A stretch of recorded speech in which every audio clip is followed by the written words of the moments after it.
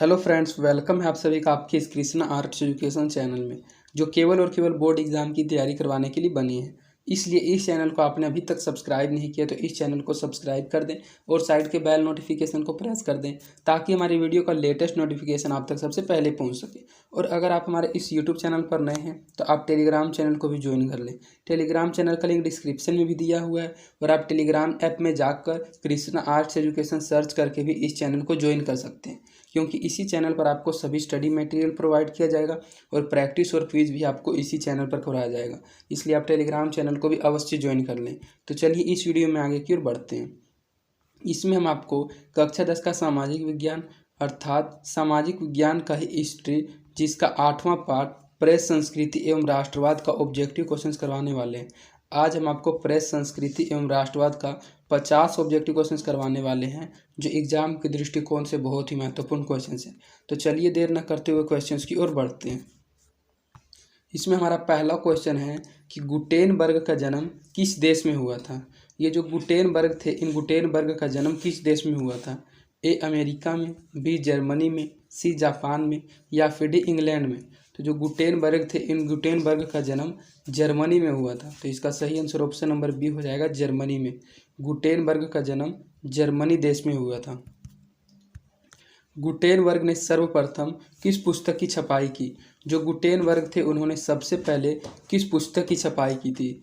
ए कुरान की, बी गीता की, सी हदीस की या फिर डी बाइबिल की।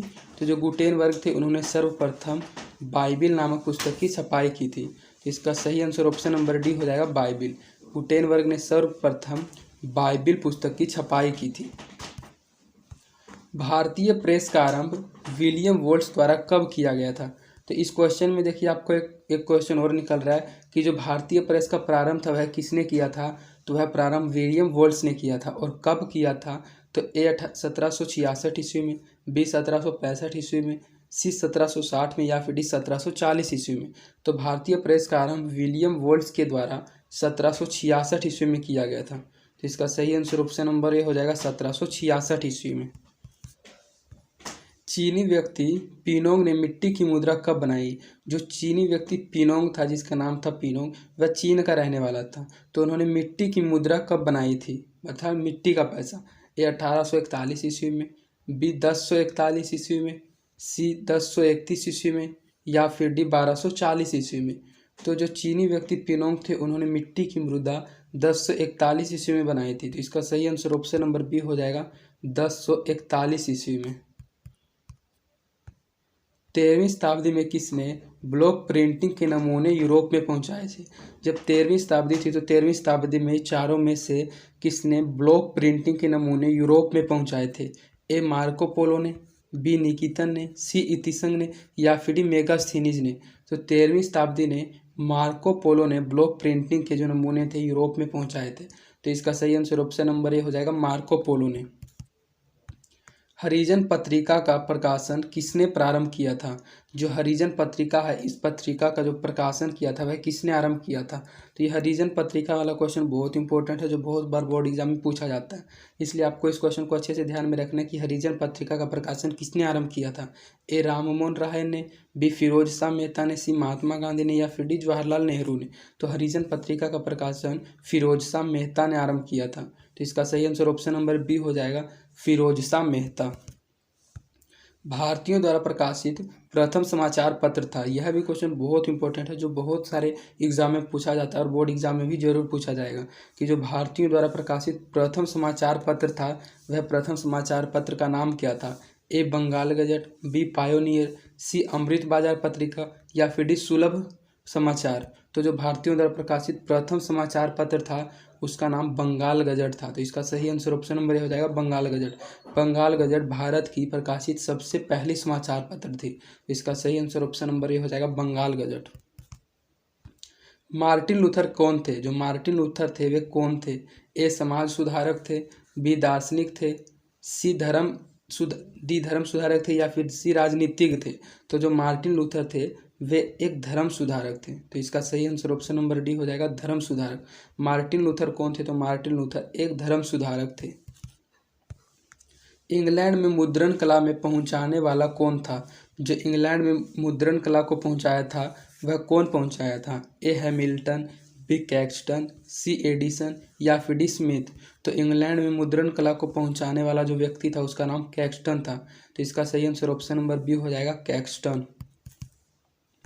विश्व में सर्वप्रथम मुद्रण की शुरुआत कहाँ हुई थी? अर्थात पूरे विश्व में जो मुद्रण की शुरुआत हुई थी वह सबसे पहले कहाँ हुई थी? ए भारत देश में, बी जापान में, सी चीन में या फिर डी अमेरिका में। तो पूरे विश्व में सर्वप्रथम मुद्रण की शुरुआत सबसे पहले चीन में हुई थी। तो इसका सही आंसर ऑप्शन नंबर सी हो जाएगा, चीन में। महात्मा गांधी ने किस पत्र का संपादन किया? महात्मा गांधी ने एक पत्र का संपादन किया था, तो उस पत्र का क्या नाम था? ए कॉमनवेल्थ, बी यंग इंडिया, सी बंगाली या फिर डी बिहारी। तो महात्मा गांधी ने यंग इंडिया नामक पत्र का संपादन किया था। तो इसका सही आंसर ऑप्शन नंबर बी हो जाएगा, यंग इंडिया। यह भी क्वेश्चन बहुत इंपॉर्टेंट है, यह भी बहुत बार पूछा जा चुका है कि जो महात्मा गांधी थे उन्होंने किस पत्र का संपादन किया था? तो उन्होंने यंग इंडिया नामक पत्र का संपादन किया था। किस पत्र ने रातों रात वर्नाक्युलर प्रेस एक्ट से बचने के लिए अपनी भाषा बदल दी थी? अर्थात इनमें से ऐसा कौन सा पत्र है जिस पत्र ने वर्नाक्युलर प्रेस के एक्ट से सिर्फ बचने के लिए रातों रात अपनी भाषा बदल दी थी? ए हरिजन पत्र, बी भारत मित्र पत्र, सी अमृत बाजार पत्रिका या फिर हिंदुस्तान रिव्यू। तो जो अमृत बाजार पत्रिका है इसे नहीं रातों रात वर्नाक्युलर प्रेस एक्ट से बचने के लिए अपनी भाषा बदल दी थी। तो इसका सही आंसर ऑप्शन नंबर सी हो जाएगा, अमृत बाजार पत्रिका। किस देश की सिविल सेवा परीक्षा ने मुद्रित पुस्तकों सामग्रियों की मांग बढ़ाई? ये चारों देशों का नाम दिया गया और पूछा जा रहा है कि इनमें से किस देश की सिविल सेवा परीक्षा ने मुद्रित पुस्तकों की सामग्रियों की मांग बढ़ाई थी? ए मिस्र देश ने, बी भारत देश ने, सी चीन ने या फिर डी जापान ने। तो चीन ही एक ऐसा देश था जिस देश ने सिविल सेवा परीक्षा में मुद्रित पुस्तकों की मांग बढ़ाई थी। तो इसका सही आंसर ऑप्शन नंबर सी हो जाएगा, चीन देश। किसने कहा मुद्रण ईश्वर की दी हुई महानतम देन है, इस सबसे बड़ा तोहफा है? अर्थात यह जो बात है, यह कथन है, यह किसने कहा था कि जो मुद्रण है वह ईश्वर की दी हुई महानतम देन है और सबसे बड़ा तोहफा है? ए महात्मा गांधी ने, बी मार्टिन लूथर ने, सी मोहम्मद पैगंबर ने या फिर डी ईसा मसीह ने। तो इस बात को मार्टिन लूथर किंग ने कहा था कि मुद्रण ईश्वर की दी हुई महानतम देन है और सबसे बड़ा तोहफा है। तो इसका सही आंसर ऑप्शन नंबर बी हो जाएगा, मार्टिन लूथर। आज़ादी के बाद समाचार पत्र आपत्तिजनक विषय अधिनियम कब पारित हुआ? जब आज़ादी के बाद समाचार पत्र आपत्तिजनक विषय अधिनियम कब पारित हुआ था? ए 1951 ईस्वी में, बी 1953 में, सी 1954 में या फिर डी 1956 ईस्वी में।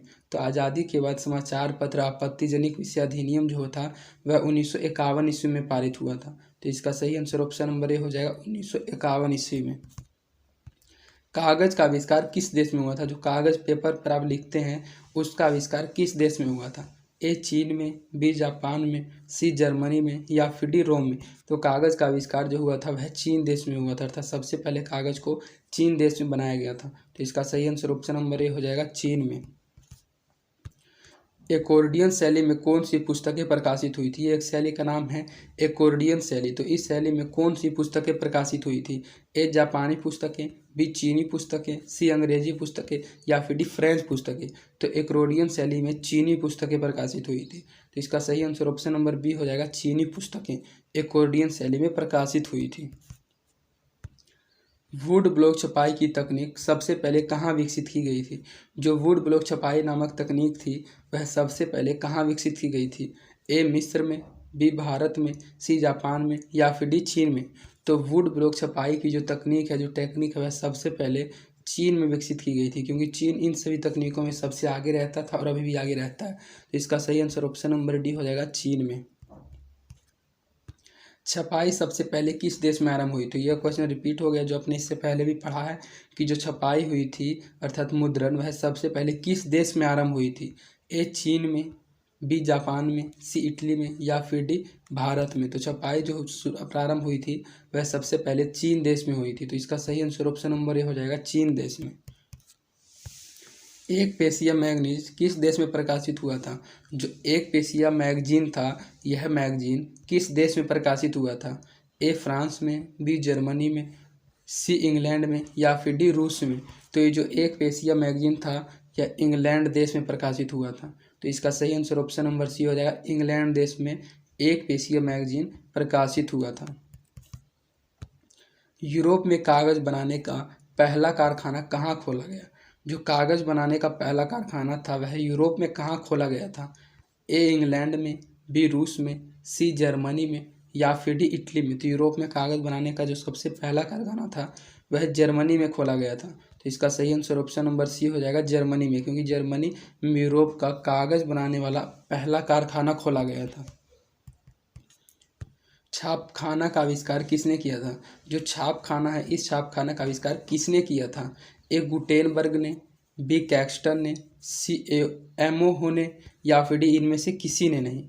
तो जो छापखाना का आविष्कार किया था वह गुटेनबर्गो ने किया था। तो इसका सही आंसर ऑप्शन नंबर ए हो जाएगा, गुटेनबर्गो ने। छापखाना का आविष्कार किसने किया? तो छापखाना का आविष्कार गुटेनबर्ग ने किया था। बेलनाकार प्रेस का आविष्कार किसने किया था? जिस प्रकार इससे पहले आपने पढ़ा कि छापखाना का आविष्कार तो गुटेनबर्ग ने किया था, उसी प्रकार बेलनाकार प्रेस का आविष्कार किसने किया था? ए गुटेनबर्ग ने, बी ग्रिम बंधुओं ने, सी रिचर्ड एमहो ने या फिर डी कैक्सटन ने। तो बेलनाकार प्रेस का आविष्कार रिचर्ड एमहो ने किया था। तो इसका सही आंसर ऑप्शन नंबर सी हो जाएगा, रिचर्ड एमहो ने बेलनाकार प्रेस का आविष्कार किया था। भारत में पहला छापाखाना किन लोगों ने लगाया था? अर्थात जो भारत में जो सबसे पहले छापखाना लगा था वह छापखाना किन लोगों ने लगाया था? ए पुर्तगालियों ने, बी डचों ने, सी फ्रांसीसियों ने या फिर डी अंग्रेजों ने। तो भारत में जो पहला छापखाना था वह पुर्तगालियों नामक लोगों ने लगाया था। तो इसका सही आंसर ऑप्शन नंबर ए हो जाएगा, पुर्तगालियों ने। भारत में छापखाना पहली बार कहाँ खोला गया था? जो भारत में छापाखाना था वह तो पुर्तगालियों लोगों ने लगाया था, लेकिन वह जो खोला गया था वह कहाँ खोला गया था पहला छापाखाना? ए कालीकट में, बी गोवा में, सी पांडिचेरी में या फिर डी मद्रास में। तो भारत में छापाखाना पहली बार गोवा में खोला गया था। तो इसका सही आंसर ऑप्शन नंबर बी हो जाएगा, गोवा में। निम्नलिखित में गुलामगिरी के लेखक कौन थे? ये गुलामगिरी जो पुस्तक है इस पुस्तक के लेखक कौन थे? ए काशी बाबा, बी श्रीनिवास दास, सी ज्योतिबा फुले या फिर चंदू मेनन। तो गुलामगिरी के लेखक ज्योतिबा फुले थे। तो इसका सही आंसर ऑप्शन नंबर सी हो जाएगा, ज्योतिबा फुले गुलामगिरी के लेखक थे। भारत में पहला समाचार पत्र किसने प्रकाशित किया था? जो भारत में पहला समाचार पत्र था वह था बंगाल गजट। जो हमने आपको इससे पहले क्वेश्चन में पढ़ाया था, तो वह बंगाल गजट नामक समाचार पत्र किसने प्रकाशित किया था? ए विलियम बोल्ट्स ने, बी जेम्स ऑगस्टिक हिक्की ने, सी जेम्स सिलिक बखीधर्म ने या फिर डी जॉन एडम्स ने। तो जो भारत में पहला समाचार पत्र था वह विलियम बोल्ट्स ने ही प्रकाशित किया था। तो इसका सही आंसर ऑप्शन नंबर ए हो जाएगा, विलियम बोल्ट्स में। और समाचार पत्र का नाम क्या था? तो भारत का पहला समाचार पत्र का नाम बंगाल गजट था और उसको प्रकाशित किया था विलियम बोल्ट्स ने। वर्नाकुलर प्रेस एक्ट, जो वर्नाकुलर प्रेस एक्ट था वह किस गवर्नर जनरल ने पारित हुआ था? वर्नाकुलर प्रेस एक्ट, जिस प्रेस एक्ट के कारण अमृत बाजार पत्रिका ने रातों रात अपनी भाषा बदल ली थी, तो यह जो एक्ट था वह किस गवर्नर जनरल के समय में पारित हुआ था? A Warren Hastings, B Lord Dalhousie, C Lord Lytton या फिर लॉर्ड लिपन। तो vernacular press act Lord Lytton governor general के समय में पारित हुआ था। तो इसका सही आंसर ऑप्शन नंबर सी हो जाएगा, लॉर्ड लीटन।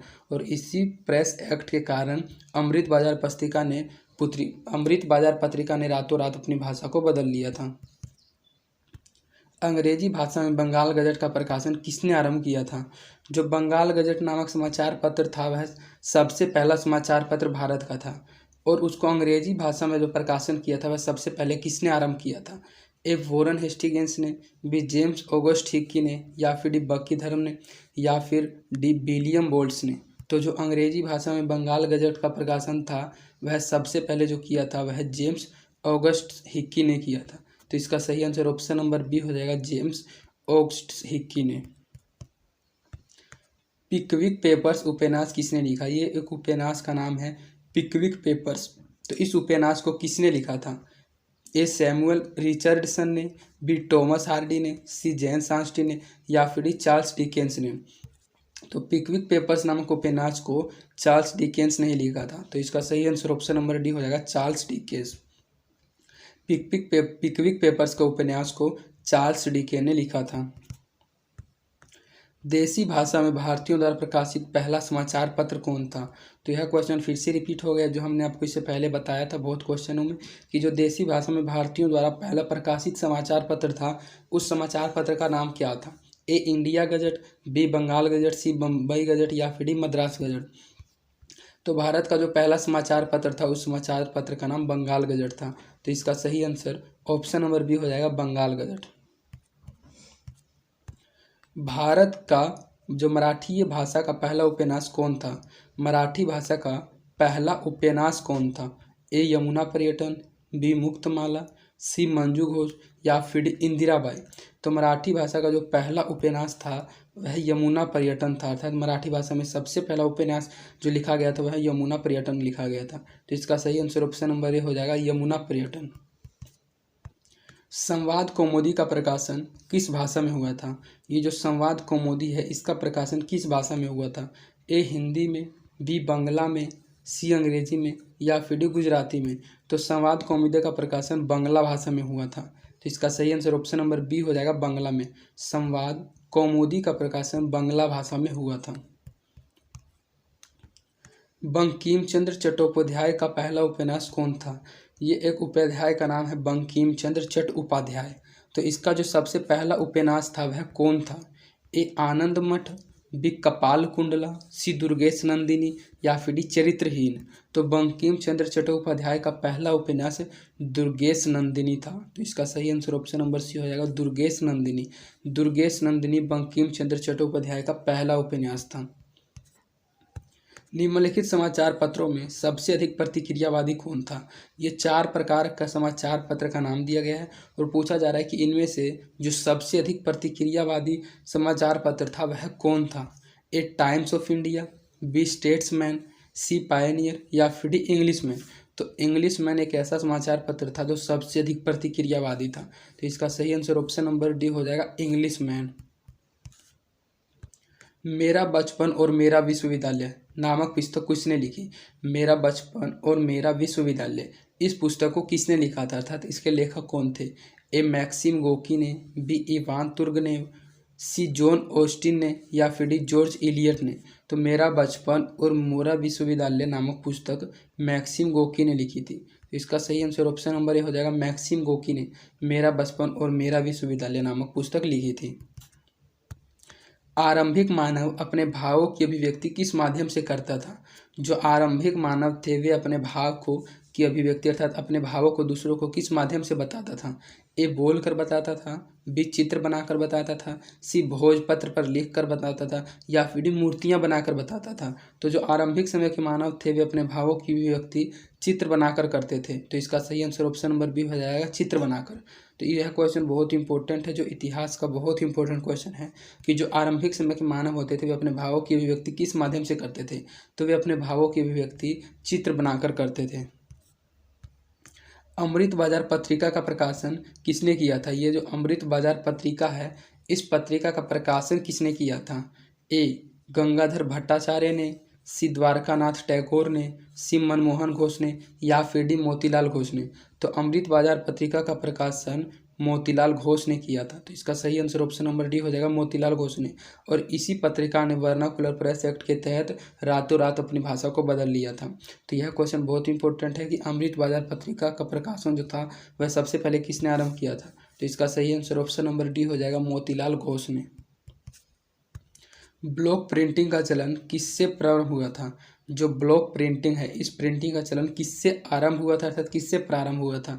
ए कागज़ के आविष्कार से, बी आधुनिक प्रेस की स्थापना से, सी अक्षरों के छाप बनाने से या फिर डी स्याही के आविष्कार से। तो ब्लॉक प्रिंटिंग का चलन अक्षरों के छाप से बनाने से आरंभ हुआ था। तो इसका सही आंसर ऑप्शन नंबर सी हो जाएगा, अक्षरों के छाप बनाने से। जापान में छपाई की तकनीक किनके द्वारा लाई गई थी? ये 4 प्रकार के लोगों के नाम बताए गए हैं। पूछा जा रहा है कि जापान में सबसे पहले छपाई की तकनीक किनके द्वारा लाई गई थी? ए मंगोल विजेताओं के द्वारा, बी यूरोपीय व्यापारियों के द्वारा, सी ईसाई धर्म प्रचारकों के द्वारा या फिर डी चीनी बौद्ध भिक्षुओं द्वारा। तो जापान में छपाई की तकनीक चीनी बौद्ध भिक्षुओं द्वारा लाई गई थी। तो इसका सही आंसर ऑप्शन नंबर डी हो जाएगा, चीनी बौद्ध भिक्षुकों द्वारा। इंग्लैंड में पेनी चैप बुक्स किनके लिए छापी गई? जो इंग्लैंड में पेनी चैप बुक्स छापी गई थी, यह किनके लिए छापी गई थी? ए विद्यार्थियों के लिए छापी गई थी, बी सर्वसाधारण पाठकों के लिए, सी युवतियों के लिए, या फिर डी किसानों के लिए। तो इंग्लैंड में पेनी चैप बुक्स जो छापी गई थी वह सर्वसाधारण पाठकों के लिए छापी गई थी। तो इसका सही आंसर ऑप्शन नंबर बी हो जाएगा, सर्वसाधारण पाठकों के लिए। बाल गंगाधर तिलक ने मराठा का प्रकाशन किस भाषा में किया था? जो बाल गंगाधर तिलक थे इन्होंने मराठा का प्रकाशन किया था, तो उसका प्रकाशन किस भाषा में किया था? ए हिंदी में, बी मराठी में, सी अंग्रेजी में, या फिर डी गुजराती में। तो बाल गंगाधर तिलक ने मराठा का प्रकाशन अंग्रेजी भाषा में किया था। तो इसका सही आंसर ऑप्शन नंबर सी हो जाएगा, अंग्रेजी में। जापान में पहली पुस्तक किस वर्ष छपी थी? अर्थात जापान में जो सबसे पहली पुस्तक छपी थी वह किस वर्ष छपी थी? ए 868 ईस्वी में, बी 1295 ईस्वी में, सी 1336 ईस्वी में, या फिर 1448 ईस्वी में। तो इसका सही आंसर ऑप्शन नंबर ए हो जाएगा 868 नहीं 1868 होना चाहिए। तो इसका सही आंसर ऑप्शन नंबर ए हो जाएगा 1868 ईस्वी में जापान में पहली पुस्तक छपी थी। यूरोप में वुड ब्लॉक छपाई की तकनीक कब पहुंची थी? जी, ये वुड ब्लॉक छपाई की तकनीक है, यह वुड ब्लॉक छपाई की तकनीक यूरोप में कब पहुंची थी? ए 1295 ईस्वी में, बी 1448 ईस्वी में, सी 1475 ईस्वी में, या फिर डी 1517 ईस्वी में। तो ये जो यूरोप में वुड ब्लॉक छपाई की तकनीक है यह 1295 ईस्वी में यूरोप में पहुंच गई थी। इसका सही आंसर ऑप्शन नंबर ए हो जाएगा 1295 ईस्वी में। श्रीमती एनी बेसेंट ने अपने किस समाचार पत्र द्वारा गृह शासन आंदोलन का प्रसार किया? ये 4 प्रकार का समाचार पत्र का प्रकार बताया गया और पूछा जा रहा है कि श्रीमती एनी बेसेंट ने अपने किस समाचार पत्र के द्वारा गृह शासन आंदोलन का प्रचार किया था? ए न्यू इंडिया समाचार पत्र के द्वारा, बी यंग इंडिया के द्वारा, सी इंडिपेंडेंस के द्वारा, या फिर डी स्वराज के द्वारा। तो श्रीमती एनी बेसेंट ने न्यू इंडिया समाचार पत्र के द्वारा गृह शासन आंदोलन का प्रचार किया था। तो इसका सही आंसर ऑप्शन नंबर ए हो जाएगा, न्यू इंडिया।